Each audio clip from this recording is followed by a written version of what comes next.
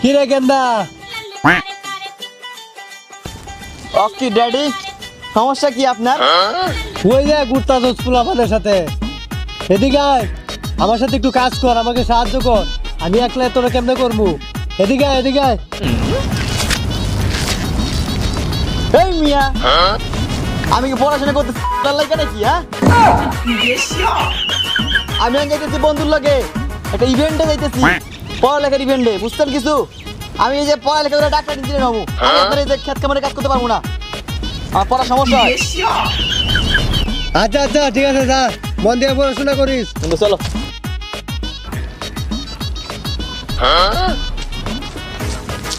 ওটা মালটা দে, মালটা দে, মালটা দে।